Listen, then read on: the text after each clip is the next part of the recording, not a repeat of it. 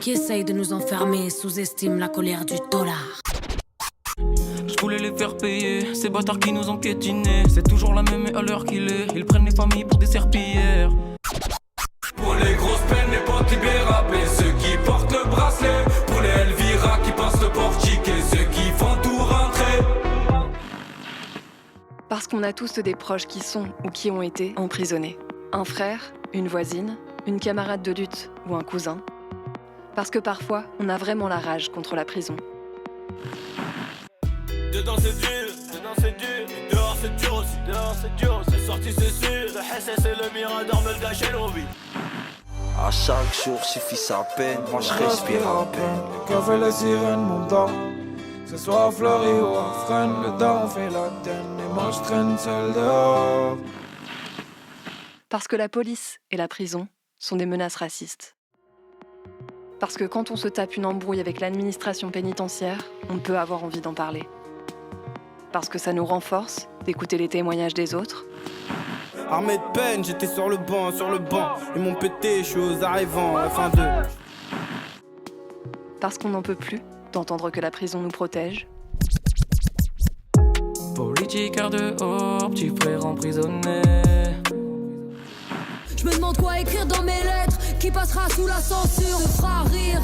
1 heure pour se raconter des bouts de vie, à bout de souffle. Parce que les parloirs sont souvent trop courts.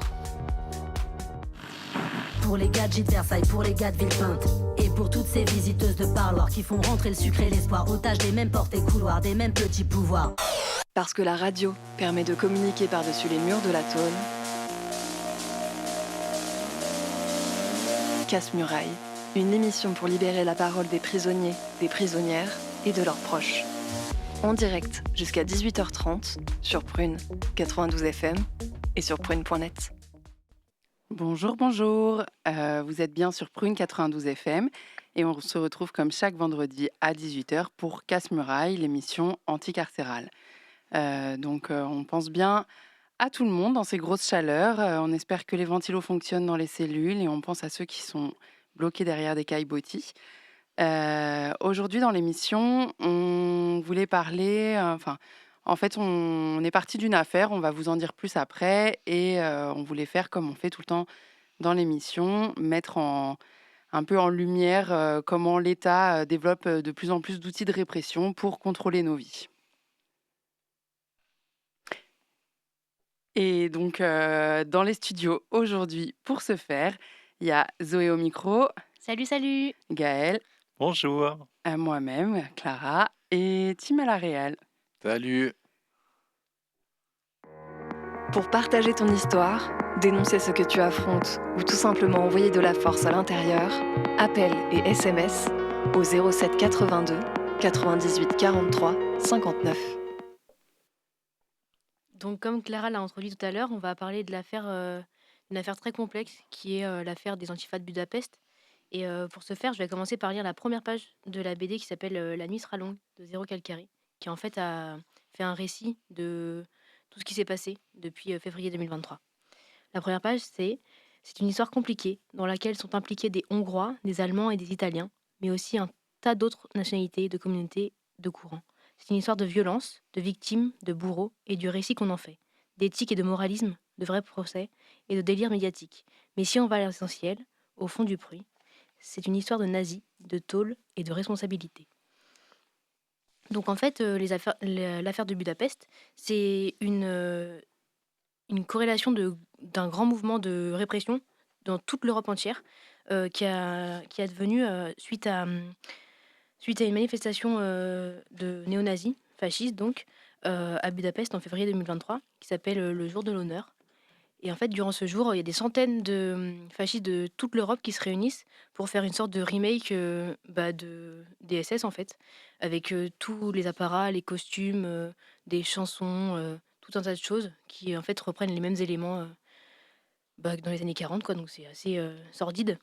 Et en réponse, en fait, à cette manifestation-là, il y a une contre-manifestation qui s'est organisée de militants antifascistes pour contrer et essayer de sûrement faire annuler cette manifestation-là qui dure en fait plusieurs jours avec des concerts. Enfin, c'est vraiment sous la forme de festivités, ce qui rend le truc vraiment dégueulasse, quoi.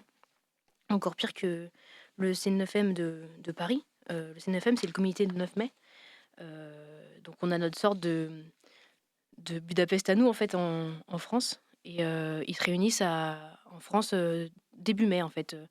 C'est le comité du 9 mai et ils se réunissent pour honorer la mémoire de Sébastien Desieux. C'est un mec fasciste qui est tombé d'un toit en espérant fuir la police et qui est mort sur le coup. Enfin bref, et en fait, tous les ans, à Budapest et à Paris, c'est pas du tout corrélé, hein, les événements. Ils se réunissent tous ensemble pour célébrer leurs idées nauséabondes, en fait. Donc voilà, et nombreux sont celles en tout cas, qui veulent contrer ça et qui ont subi la répression. Voilà. Donc nous, on voulait, si je me trompe pas, on voulait se focaliser sur l'aspect européen en fait de la chose et voir comment les États ont réagi parce qu'ils sont plusieurs accusés, il y en a des dizaines et ils risquent pas les mêmes choses, ils n'ont pas eu tous les mêmes chefs d'inculpation et c'est pas du tout traité à la même échelle en fait. Et du coup, qu'est-ce qui s'est passé là à Budapest? Donc tu dis il y a eu la journée de l'honneur là, et il y a eu quoi? Il y a eu une contre-manifestation? Oui, c'est ça. En fait, ils ont essayé de se beuler un peu ce qui se passait et ils en ont subi les conséquences quoi, de cette tentative. Ouais, en fait, ça paraît important de s'organiser contre des événements mis en place par des néo-nazis. Parce que déjà parce qu'on est contre leurs idées qui sont nationalistes, racistes, enfin bref, Homophobes et tout ce qui s'ensuit on peut y vraiment. aller. Oui. Mais aussi parce qu'on voit bien que le fascisme, donc c'est une idéologie, mais qui est aussi très prégnante dans les États et donc comment ils s'organisent les États. Et que donc en laissant ces idéologies se normaliser, on voit aussi qu'à l'échelle de l'État, c'est des politiques qui se mettent en place. Donc on en parle assez souvent dans l'émission, notamment quand on parle de la lutte contre le CRA. Mais donc c'est vrai que ça paraît important de se mobiliser. Oui, en France, là, les mobilisations nazies ou néo-nazies, jusqu'à récemment, étaient quand même quelque chose d'interdit et de pénalisé. Là, ça devient quand même, on sent de plus en plus souple, et il y a de plus en plus de marge de manœuvre pour exprimer son appartenance à des mouvements néo-nazis. Et la caractéristique là en Hongrie, c'est que le gouvernement est lui-même d'extrême droite et du coup soutient et finance les manifestations néo-nazis. Et du coup, les antifascistes sont considérés comme des opposants au régime. Oui. Il y a toute une campagne là en Hongrie pour dénigrer les antifascistes et pour en faire comme un problème d'État en fait. Il y a une mobilisation aussi des médias pour décrire les antifas comme un fléau qui viennent troubler la tranquillité, qui viennent troubler les manifestations des honnêtes gens en Hongrie. Et que du coup, grâce à ces mandats européens, la Hongrie elle peut bénéficier de la coopération judiciaire de l'ensemble de l'Europe pour traquer ses opposants politiques partout où ils se réfugient, quoi. En fait, ils ont organisé une grande chasse aux sorcières dans toute l'Europe en criminalisant les antifas et en les rendant comme les seuls fautifs en fait de ce truc et voilà, sous couvert d'organisation criminelle, sous couvert de troubles à l'ordre public en fait et de fauteurs de troubles. Enfin, Oui, soi-disant, pardon. Et donc, en fait, il y a une coopération de toute manière entre les États dans leur puissance répressive, donc qui permettent à un État qui veut arrêter quelqu'un qui se trouve sur le territoire d'un autre État de réclamer en fait que l'État du territoire sur lequel se trouve la personne l'arrête et l'extrade vers le pays. C'est organisé par des régimes légaux. Donc, soit il y a des conventions bilatérales entre deux États, soit il y a des conventions multilatérales, notamment qui sont faites à l'échelle de l'ONU. Et sinon, en France, il y a le code de procédure pénale qui vient s'appliquer et qui a c'est des procédures assez lourdes, mais qui existent et qui permettent aux États de décider que là, les gens peuvent passer les frontières selon ce qui les arrange. Donc, dans le cadre de l'Union européenne, depuis l'ouverture des frontières, les dirigeants de l'Union européenne se sont rendus compte que les gens pouvaient passer la frontière plus facilement, donc échapper à la justice d'un pays. Et donc, évidemment, c'est un problème pour les États. Et donc, ils ont mis en place ce qu'ils appellent le mandat d'arrêt européen. Et donc, c'est une procédure d'extradition, mais qui est banalisée à l'échelle de l'Europe et qui rend les extraditions beaucoup plus faciles. Et donc, la Hongrie étant dans l'Union européenne, notamment en France, il y a eu toute une mobilisation pour Gino, qui était un des militants antifascistes dans l'affaire de Budapest, qui s'était réfugié en France et qui a donc été arrêté par la police française parce que la Hongrie le réclamait. Ouais, quand on préparait l'émission, là, on se demandait si on devait rentrer dans les détails un peu juridiques là, des mandats européens. On se doute que parmi vous qui nous écoutez, il y a des gens qui ont dû aussi subir ça. Il y a forcément des gens là, dans les prisons autour de Nantes qui ont été suite à des mandats européens, parce que c'est pas si rare que ça. Il y en a à peu près 20 000 par an. Donc, c'est pas 20 000 qui concernent la France, hein, c'est dans tous les sens, depuis tous les pays et tout ça, mais ça en fait quand même un bon paquet par pays. On sait qu'en prison, les gens qui sont confrontés à des affaires comme ça, ils finissent par devenir un peu experts, des fois juridiques, sur certains points. Il y a peut-être des gens qui maîtrisent ça beaucoup mieux que nous. Mais quand même, moi, ce que j'en ai retenu par différence avec les extraditions pour les pays hors de l'Union européenne, c'est que pour les extraditions, c'était du domaine du ministère de la Justice. Et du coup, c'était un décret ministériel qui choisissait l'extradition. Et là, dans le cadre de l'Europe, il n'y a plus du tout l'exécutif qui rentre en jeu. C'est le fait de envoyer les gens vers les pays qui les réclament, c'est la règle. Et c'est simplement un tribunal qui va valider que toutes les conditions sont bien réunies et qui éventuellement, sous certaines conditions, peut refuser l'extradition. Donc c'est ça un peu la particularité dans l'Europe. Mais du coup, ça fait toute une machine qui peut être dirigée facilement contre les gens avec des très gros moyens. Là, vous parliez de Gino, lui, c'est la SDAT qui l'a arrêté avec les moyens qu'on connaît à la SDAT, la section antiterroriste. Mais en fait, à l'origine, cette affaire-là, du coup, la Hongrie, le jour même, du coup, le 9 février 2023, a vu les affrontements et tout à Budapest suite à cette contre-manifestation-là. Et ils ont formé une commission spéciale autour de cette affaire-là, directement le même jour, en fait, pour identifier les auteurs de l'attaque et donc les juger par la suite. Et suite à ça, en fait, l'Allemagne a elle aussi ouvert une enquête avec le parquet de Dresde pour coups et blessures. Et en fait, ils ont utilisé le bureau central pour l'extrémisme de la Saxe, du coup. Donc voilà, et en fait, on voit que ça a tout de suite été d'envergure européenne, en fait, cette histoire-là.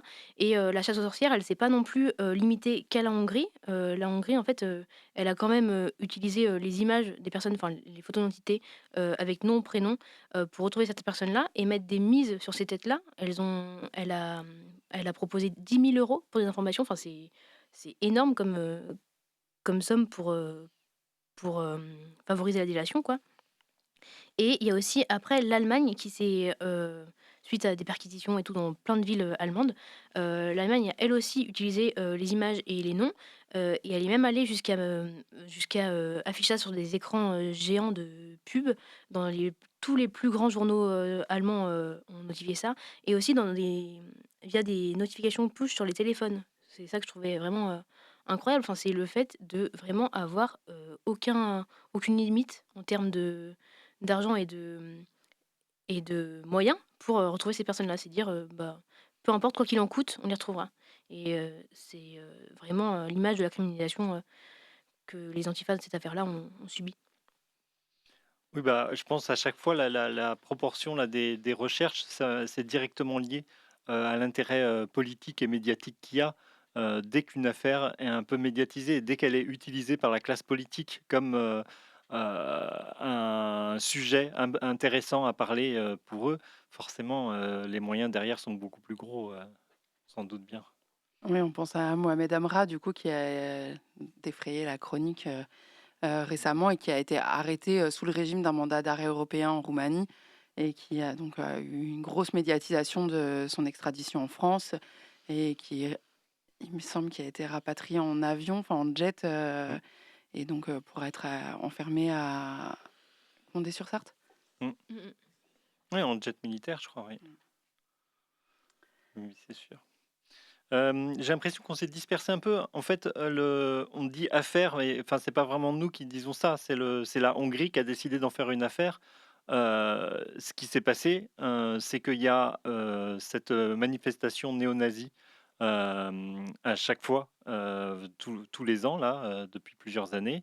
Et, et en fait, il y a eu une contre-manifestation, mais comme il s'en passe partout, à chaque fois qu'il y a des manifestations nazies ou des manifestations d'extrême droite, il y a eu. Moi, j'ai pas trop les infos. Il y a eu effectivement sans doute des heurts à la fin des manifestations, mais qui sont pas forcément plus impressionnants que plein de moments de confrontation qu'il y a eu à plein d'autres moments. Et on dit les antifas, comme si c'était un groupe de gens qui se connaissaient, mais en fait, c'est pas forcément tous. Enfin, il y a des réseaux, antifa qui participent à organiser la lutte contre le fascisme. Mais après, c'est pas un groupe de gens qui se connaissaient et qui ont fait des choses ensemble pendant ce truc. C'est plein de personnes individuellement qui ont été repérées par le gouvernement hongrois comme des fois ayant juste participé ou être soupçonnés d'avoir participé à des contre-manifestations contre le fascisme ce jour-là. Et à partir de ça, c'est eux qui ont construit un truc où ils ont envoyé des mandats européens dans tous les pays européens concernant plein de personnes différentes. Et peut-être on voulait détailler un peu les différentes personnes que pardon. On se retrouve juste après. En fait, on va d'abord écouter une petite musique. Ouais, Ouais. ce sera Galbi de Léna.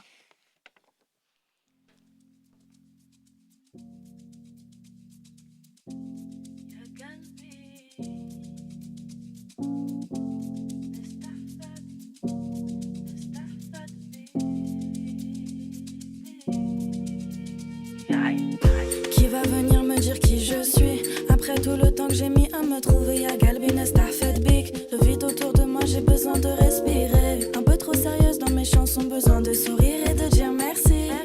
En concert, je me sens à la maison, Gaël, Estrani, c'est ça d'être en vie.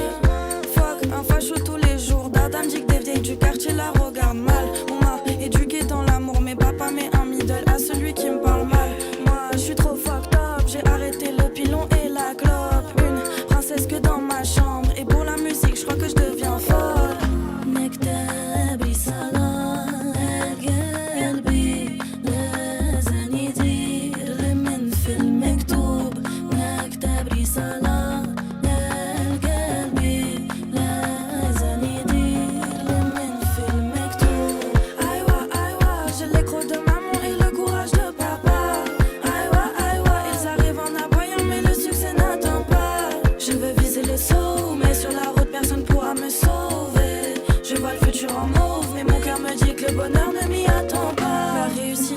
Princesse, fait peur aux garçons, m'en fous de la leçon. Est-ce que le monde je veux le manger? Mes dents ont-elles été assez aiguisées?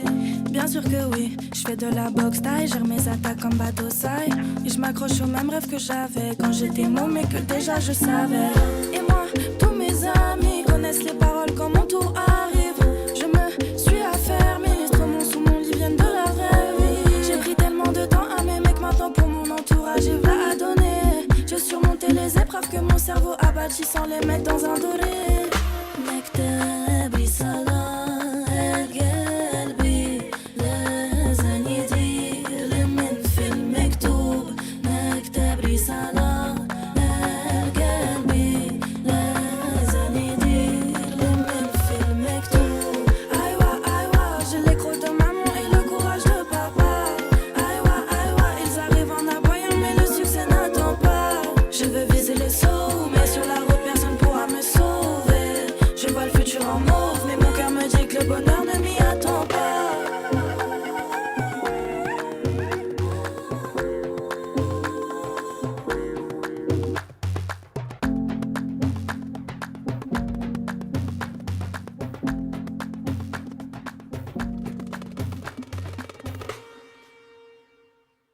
Casse-Muraille, une émission pour libérer la parole des prisonniers, des prisonnières et de leurs proches.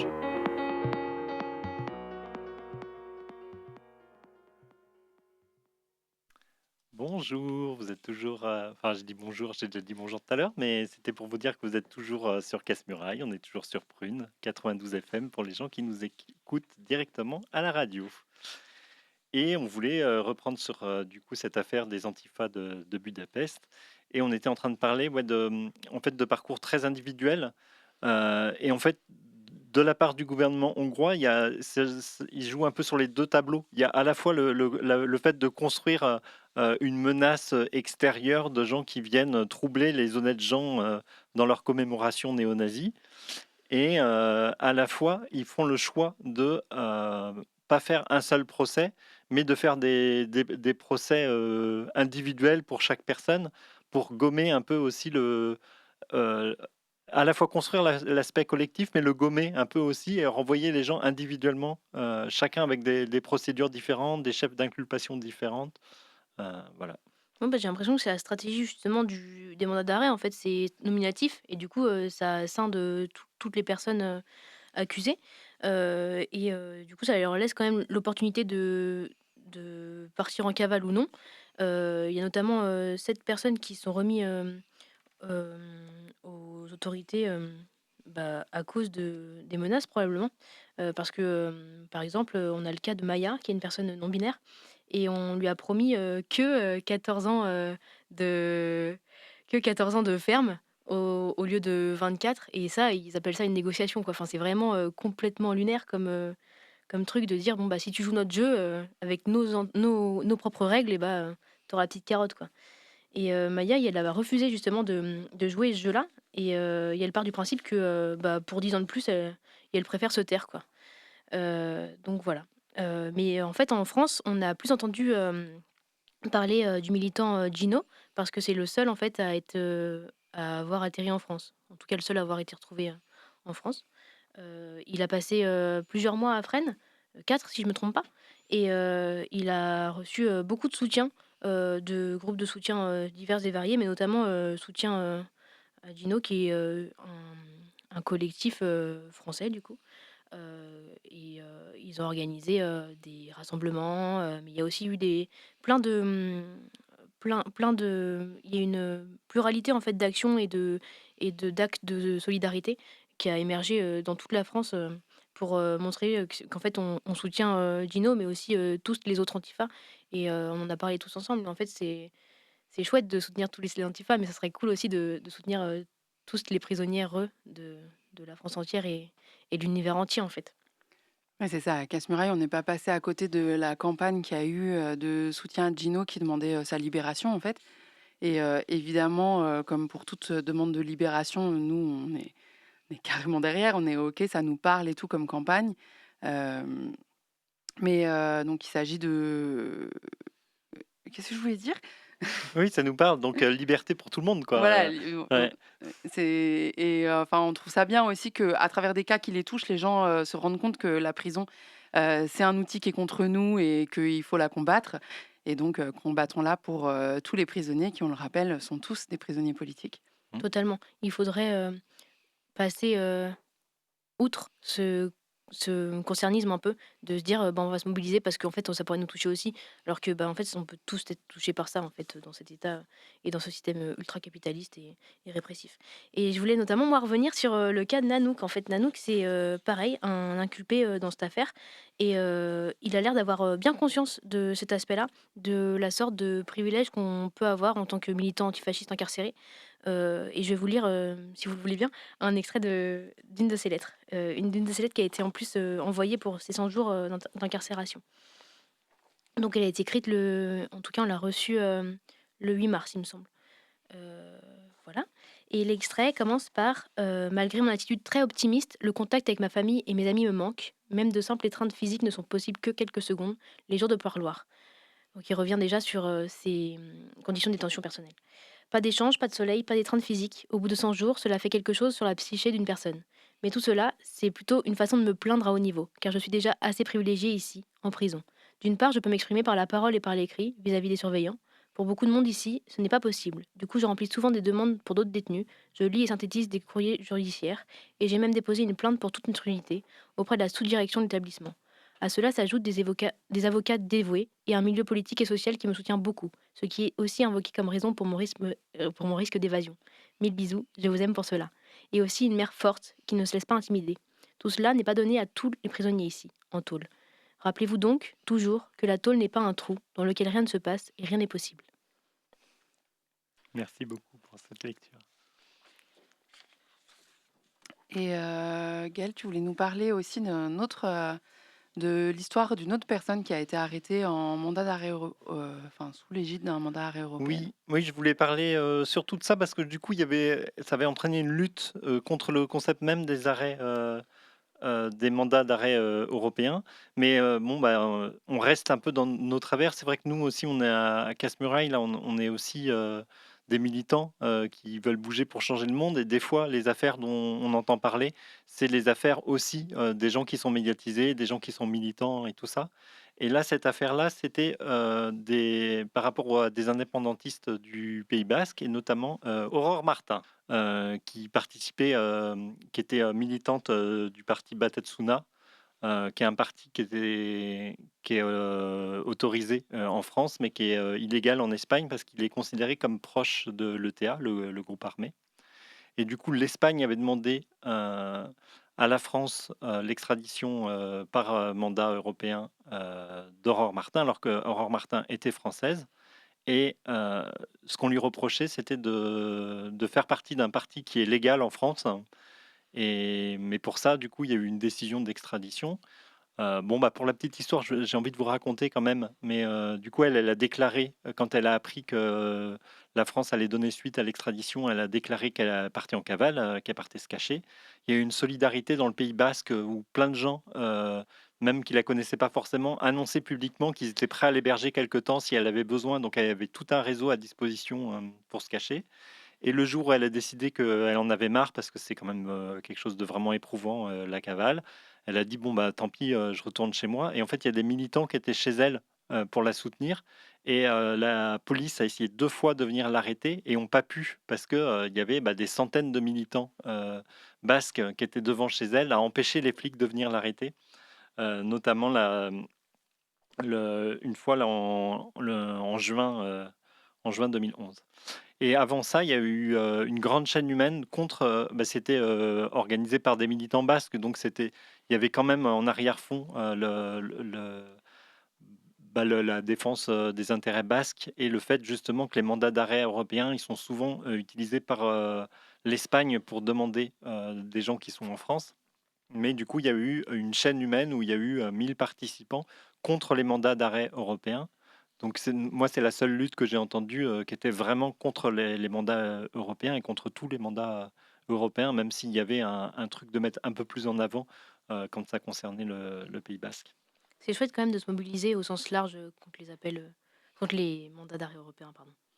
Oui, carrément, parce qu'en plus, il me semble qu'on l'a pas précisé, mais du coup, ce que ça vient rajouter comme puissance de l'outil, le mandat d'arrêt européen par rapport aux procédures d'extradition classiques, c'est que, tu l'as dit, mais il est pas, il s'impose aux États. C'est-à-dire qu'ils peuvent pas décider pour des raisons diplomatiques ou politiques de ne pas le mettre en application. Et donc, le seul moyen de contester un mandat d'arrêt européen, c'est de montrer qu'il y a un risque pour les droits fondamentaux de la personne qui est concernée par le mandat d'arrêt européen. Et donc, tous les argumentaires juridiques qui tournent autour des libertés fondamentales, c'est pas du tout technique, c'est très subjectif. Enfin, les droits fondamentaux, ils sont rédigés d'une manière où ça laisse beaucoup d'interprétations. Et donc, du coup, c'est beaucoup plus difficile à contester. Il y a des règles pour les extraditions là.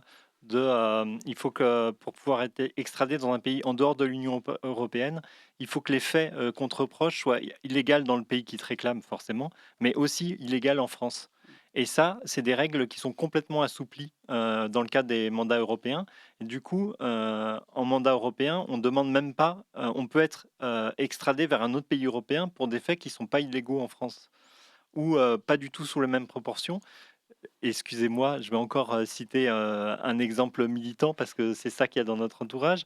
Mais il y avait aussi le cas de Vincenzo qui était réclamé par l'Italie pour des participations à la contre-manifestation du G8 à Gênes, très longtemps après, et pour des faits, nous, ça nous a marqué aussi dans nos vies de militants. Là, ce qui s'était passé à Gênes, c'était vraiment des très grosses mobilisations contre la réunion des plus grands chefs d'État du monde qui décidaient un peu du sort de toute la population. Et du coup, avec une répression très très forte, des gens qui ont été réprimés très sévèrement sur place, et de voir qu'il y a encore des poursuites qui se faisaient des dizaines d'années après, alors que la situation était finie depuis longtemps, ça a marqué beaucoup de gens aussi. Ce qui est aussi accablant, je trouve, c'est le fait que il y a rien qui change en fait. Enfin, le G8, ça fait des années maintenant que c'est passé, et là, l'affaire des Antifa de Budapest, elle vient confirmer ça en fait. Elle vient confirmer le fait qu'il y a rien qui change. Et typiquement, Maya, du coup, le militante non binaire, a été extradée en Hongrie, et ça aurait peut-être été cool de parler un peu plus de son cas, mais malheureusement, on est un peu limité par le temps aussi.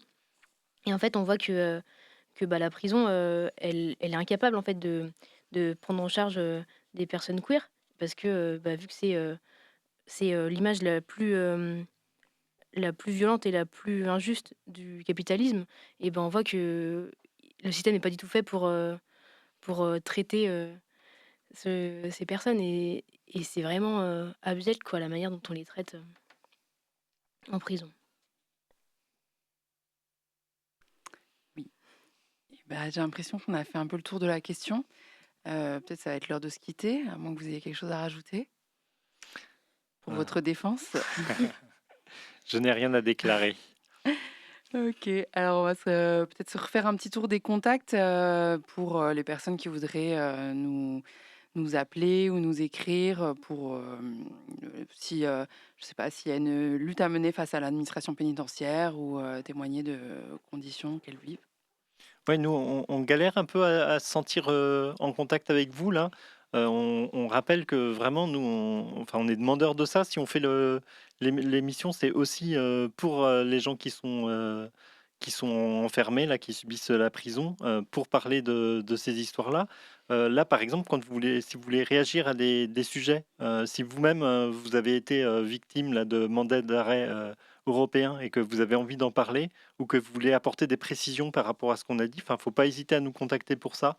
Nous, on sera vraiment très très contents d'être en lien, de pouvoir aussi rapporter des choses que vous avez vécues, des analyses que vous avez sur la question, n'importe quoi ce que vous avez à dire. N'hésitez pas, franchement, nous, ça nous fait plaisir quand il y a des gens qui nous contactent. Et du coup, on est joignable par téléphone au 07 82 98 43 59. 07 82 98 43 59. Sur le téléphone, on est joignable par les vieux réseaux téléphoniques, sinon Signal et WhatsApp. On est également contactable sur les réseaux sociaux, Instagram, Facebook, YouTube et Blue Sky. Et et par TikTok. courrier Et par courrier.